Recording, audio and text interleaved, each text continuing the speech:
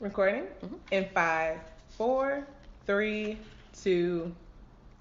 Welcome to SolSpot Collective, where dreams have no limits and creativity has no bounds. I'm your co-host, Urban Muse, here with the lovely Lara Bell. Hey, welcome to the show. Yes. Welcome. I'm excited for a new episode and a new opportunity to connect and build. Before we get into our topic at hand today, just checking in, girl. What you got going on in your world? What do I have going on? Let's see. So we're in the beginning of the year, and I am on a weight loss journey to try and get fit and all. Not just a weight loss journey, just an overall mind, body, and wellness journey, but especially with the goal of losing weight. Next year I'd like to start the process of pregnancy, things like that. Yes. So I want to have as healthy of a body as possible to start that off with. So just been counting calories and I need to count with you. But I think even outside of all of that, the main thing I'm really focused on is stress. I think stress has been a major factor in my weight gain and how I manage it. And so I've just been on this journey of not letting the small shit get to me. I heard this powerful message not too long ago, and he was talking about this book. I think it's called The Essentialist. And I can't remember the author. I'll definitely maybe tag it in later. But it just talks about how much energy we have and how we think, okay, well, I'm going to give 2% here and 2% there and 2% here and 2% there. And all that 2% adds up. Yes. And you just have to decide what is essential, what's necessary. And so I am, eating more fruits and vegetables. I will begin to incorporate exercise more regularly this coming up week. I had jury duty and all kinds of other stuff going on before, so I just couldn't. So now I'm trying to establish a pattern of at least 3 to 4 days of working out. I want to get into yoga, meditation, and really try to holistically just become an overall more peaceful person. I'm not a violent person, I would say, but I definitely, like you were talking about before, we have all this stuff going on in our head and I want to quiet that noise to the point where I can just see, this is my purpose and this is what I can do today.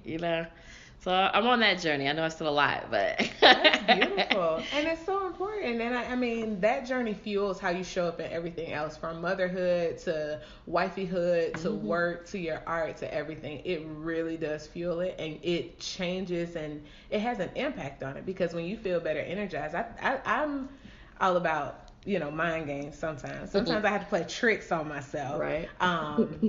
And it's kind of like, well, when I look at it like, okay, Cynthia, you can't have that piece of cake, or you don't need that, or, count calories, or you got to work out. Sometimes it can be a little defeating or, overwhelming. Yeah. It causes anxiety because I got to do something.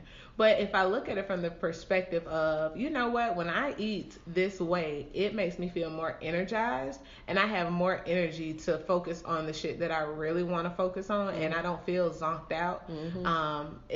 I look at it like fuel, and sometimes it just helps me. Absolutely. I mean, you can't cut everything off. No. Like, that's how you end up, in your closet eating Oreos and Doritos. Because I like Oreos and Doritos. There's nothing wrong with the Oreo or Doritos. In your car and trying to do that little snack game with yourself. And then it's like, then you get into the mental part of it where you stress yourself out, which is exactly what you said you didn't want to do. No, exactly. It leads to stress, because who can maintain something that's so strict and, Yeah. You got to be fluid with it. I mean, even in all aspects, just how stress changes.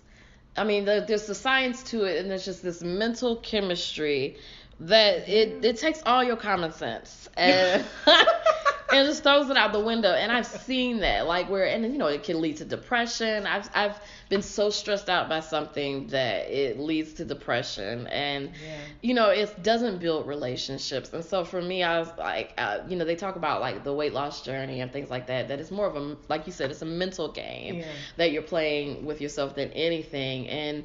And it's a lifestyle change. And I'm more interested in that. I mean, if I can lose 20 pounds this year, which my goal is 50 to 60. I'm with you. You know, but if I can lose even 20, but I have changed the trajectory of my stress levels, then I consider that success this year. Yeah. You know, even though it's not 50 or 60, at least I have achieved the art of my peace of mind, of how I achieve peace. That's more important to me than anything else. That is beautiful. I love it. It's more important than anything else. That's great. That's great. Well, let's go ahead and get into our topic for today. We are in our Muses, Musings segment where we talk about some things that have just been top of mind. One of my favorites. Yes, I share my 2 cents. Lara shares her 2 cents, and we just build something, a stream of conversation that's great, that is helpful, and ultimately just causes you to think about something that you can do differently to impact your life and help you be more successful and help that trajectory go in the direction towards success as you define it. And so for today, I came across an article in a little devotional magazine that's geared towards young adults. And it spoke about a young lady describing a dream she had where she connected with God. And in this connection with God, she had a conversation with God, and God didn't necessarily say, you know, now that you're here having a conversation with me, he didn't say, why weren't you X, Y, and Z? Or why didn't you be a better leader? Or why weren't you the next president of the United States? God asked her the question, why weren't you more you? And it got me to thinking about how much stress is so unnecessarily endued because we spend so much time living according to something that isn't us. And so, you know, when you think about the fact that we're still relatively close in the year, y'all have heard me mention I'm not a big fan of New Year's resolutions. So I'm not necessarily saying to set a resolution, but something that is on my mind and that I've been musing with is the idea and the notion of being unapologetically myself and being unapologetic about my art. When I think about it, I can't help but think about 5 points that just really come to mind. The first thing is, my hope is to live with no need for explanations. Have you ever been in a situation where you find yourself just overly explaining yourself to other people? All the time. Yes. Like, how does that make you feel? Yeah, it's almost like you're verbalizing your own insecurities. Yes. You know, it in a way it gives the other person power, and it's not necessarily about that, but a lot of times I'll find myself explaining myself, and then the other person's just there listening. But I'm explaining myself usually because of something that the other person has done. So instead of sitting here explaining myself, trying to come from this very vulnerable place, I wish I would just say, this is how I feel. And be okay with it. I think it's an interesting sense of wanting to be understood, that we feel the need to go above and beyond the call of duty to explain ourselves, and that causes, at least for me, anxiety and just unnecessary stress, because at the end of the day, it doesn't matter whether or not they get you. Yeah. You know, whether or not you explain yourself, does that make them more, you know, apt to understand you? Everything ain't for everybody. It's not. Right. And being okay with that is important. And when I think about artists and the collective that we speak to, I think about how important it is to be unapologetic about your art. Right? Because understanding that your art isn't necessarily for everybody. So that's another focus point for me, is being unapologetically myself. I love it. And what that means, I think it's important to talk about what that means, because sometimes when you say things like that, it's real easy to say, oh, well, I can just be the biggest bitch and it's fine. right? Because I don't have to explain myself. Oh yeah, no, that's not what it is. Yeah, I know what you're saying. You see what I'm saying? Yeah, I know. It's real easy I to can't stand slide those that people. in. You're like, Yes. like I'm just supposed to accept this. You nasty. Yes. Yeah. No. yeah. And I think it's worth the point of clarification, because that isn't it. I think when we say that, or at least when I say that, I want to be unapologetic about myself, my art, the way I show up and express myself. All I'm saying is, I want to make the most of my God-given gift, the gift of me. Whenever my little light beam returns to the source of all consciousness, I want to be able to say that I did everything that I could do with what I had. Like, I didn't wait for something to come along. I didn't wait for someone to get me. Because if you wait for someone to get you, you run the risk of waiting forever. And what happens if they don't? Yeah.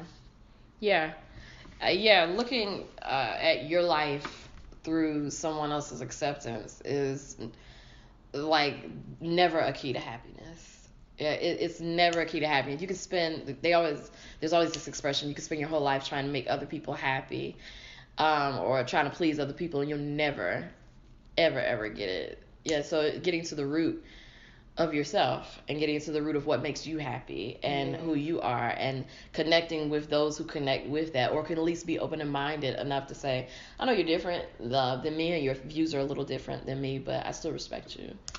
I wonder what impact does social media have on this notion? Oh my God. Like, when you think about it, every time you open your Instagram or Facebook, there is that little thing that has a heart or a thumbs up next to it that it's like, okay, let me see. If I post something, I expect likes to happen. Right. It's almost like I post in order to get likes. And while it's good and it's important to build a brand and to build business, I wonder what impact that has on the creative. Yeah. Like when you're creating and posting to receive a like. I mean, it's a factor that wasn't there before. I mean, I think that it's a blessing because you're able to tap right into your community, or your audience, and statistically prove to whatever powers to be, if that's what you're seeking, that, this is what I can bring to the table. But then there's this other factor of it, like you said, of how much does that get in your head? And then at the end of the day, do you say, okay, am I really the artist that I want to be, or am I the artist that I feel like I have to be? Like I have to be, that you'll like. I mean, Nina Simone wasn't, there are a lot of history of people that weren't maybe accepted at point of, during the time, I think Nina Simone was accepted by like a large community, but not, to the extent that it should have been, given her talent and what she was bringing to the table. But I think she's more celebrated now, I'm thinking, than she was at the time, when she was most popular. I guess, am I making sense in saying, like maybe if I use another example outside of Nina, and say maybe Picasso, who never got a chance to really see. I mean, people treated him as he was crazy, and never got a chance to see what people know today, or even, maybe even Frida Kahlo, what it ultimately turned out to be. They just lived in their truth. Yes, and that's what made it so great. That's what made it, to me, so profound. And for how many years later, how many decades later, do we still reference these folks as like astounding artists? Because it feels like they were so true to themselves, to the gift that God poured into them, to that which they felt compelled to share with the world, that they didn't give a damn whether you liked it or not. And decades later, we talk about it. And that's what art is. I mean, that's what it is. It's like, I think now, going back to your point about social media, popularity, likes, things of that, has for some folks preceded the desire to be a good artist. Like, it's not so much if you are liked, in my opinion, if you are like, of course we're talking about making a living and money and things like that, and when we get to that, popularity is important. But if we take that off the table and we talk about your presentation of your art, which is a representation of your life's journey, you're just supposed to live. You're just supposed to exist. You're just supposed to be, and whatever comes from that song is what it is. And if it's popular, great. If it's not, that is your story. That's your story, because you're blessed with the ability to take and deconstruct every single moment you've existed. Right. Reconstruct it so someone else can feel something. Yes. I think that's been something that's floated in my spirit all year so far, is I want to create something that people can feel. To me, that's art. That's what they remember, according to Maya Angelou. That's it. Yeah. That's it. And when you're able to invoke a feeling, that's powerful. And I think we're living in power when we're expressing the essence of ourselves. That's empowering. That's empowering. And that's what lives forever. I love it. Yeah. Do you think it's easy, though? Just as an artist, when I think about, because I'm an art lover. I know you're an artist. I tell you all the time, I play the tambourine or triangle, and I got a set of maracas right now that I could put on the track. But I'm not singing for anyone. And I've only recently gotten to a place where I'm comfortable expressing my art by way of graphic design. Yes. And it still is so incredibly hard for me to express myself in that way. It's always some part of me that feels terrified to share what I've created with my client, with the world, because I feel like someone's going to judge it, and I'm quick to jump to explanations before I even share it. Yeah. I feel like I need to set you up so that you see what you're about to experience. For me to just create with what God put in me to create and take my hands off is such a challenge. I love that. I mean, I definitely understand that. It's not wanting to release a song until it sounds exactly perfect, but it'll never be, it's even like I've gone through that journey with accepting my singing voice, is that it's not gospel, and it doesn't, now it's not popular and runs in this area, but it is what it is. And now I realize, I've written a lot of songs recently about the power of the voice. Only I can tell my story, and only I can the power in being able to, even if it's just a speaking voice, it's not a singing voice, in the fact that each of us have this individual diction or quality and texture to our voice. And if we're using it to speak or if we're using it to sing, only you can express something the way in which you do. It's your genetic, and accepting that about yourself. So I can understand. I mean, there's this vulnerability. What if people don't like it? What if they judge me, and because they're not just judging my art, they're judging me. And an artist has to be willing to be okay with that, and to be okay with the moments where you're loved, and to be okay when the moments when ain't nobody checking for you. And it's okay. It's okay. One of my favorite groups right now is a group called Earth Gang. I love Earth Gang. I gotta check them out. Girl, I had a chance to see them live with another young man, JID, in concert at Center Stage. It's intimate at Center Stage. Oh, yeah. So you're like right there living and breathing with them. I had a chance to be there, and it was amazing. But they have, in one of their songs, they say, I'm feeling cocky in my nakedness.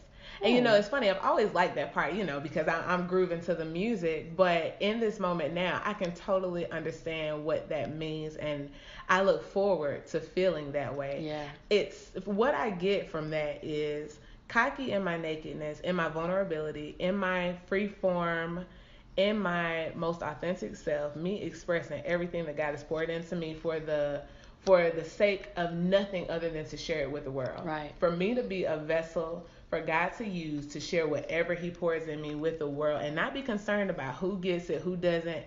For me to just be vulnerable in that way. Yes. That is what I want to do, and that is what I want to focus my contributions on. I love it. And I think that even though, in the beginning I was talking about my journey, I think it's going down the same road, the same path of full self-acceptance, like there's only something that that Urban Muse can do. There's only there's a path a purpose that we all serve. And if we just get comfortable with that path, because I think sometimes we probably infuse what we want it to be. And I know I've dealt with that battle. With the best intention. Yeah. Like you want it to be something great. Right. Or you want it to mimic something that you've seen. Maybe if you use an example and you say, maybe I've always wanted to be an actress. And like maybe like Halle Berry. I always wanted to be an actress like Halle Berry or something. And maybe you try so hard to make all the moves Halle Berry made, because that's what they tell you to do. Look at some of your men. And your path, for some that may work, but for others of us that may not work, we all have our own portal or our own lane. And like you and Matt, I know I bring her up a lot, but I think Issa Rae always touches my heart a lot in recent, because this is a person that built her career over that idea that I'm going to accept myself exactly as I am. I'm an awkward black girl. And that's just what it is. And I'm not going to try to push and be anything else. And I love how she made some enhancements and she lost her weight and did things like that. But she's still Issa Rae, that awkward black girl, and she, I wonder what type of satisfaction that gives her to know that she stands in the most successful position that she's ever been at within her life just by being her authentic self. That's beautiful. It is. So it sounds like the messages that I'm getting from the universe at this moment: be yourself, trust your art, embrace your journey. Yes. And just in doing that, you are something great. You are something amazing. There is no need to explain yourself and your art and your contributions. Living in your deepest authenticity, shining as your brightest self, I think, is enough. Yes. Agreed. And so it is. And so it is. And the journey continues. Indeed, the journey continues. Oh, I love the musings. I really love sometimes getting things out of my head. They really are. We have a couple of segments we talked about getting into the psychology of creativity. Yeah. And I think Musings is kind of dibbling and dabbling in that too. But into the psychology of creation. Yeah, and exactly. So, but we're curious to hear about what our audience has to say about that. I mean, we want to hear, you're the creatives. Like I said, this is a production for creatives by creatives. So and we're building something great together. Yes, we really are. And we really are. I think that our vision is coming more alive. We're, especially as we're starting to get folks to come in and express. So this is interactive. This is something where, we want you involved. We want to know what you're thinking. What things concern you? What's your business? What's your talent? What do you have to do? Like I said, we mentioned playing banjo or maybe you're a hairstylist. We don't think about the artistry in that, but it's all art. Art is everything. It is everything. Interior design, whatever it is you do, we want to hear from you, and we want to hear what topics concern you, and we want you involved in the discussion on our social media, and give us some feedback where you'd like to see us grow. So come check us out, build with us, and have a great week.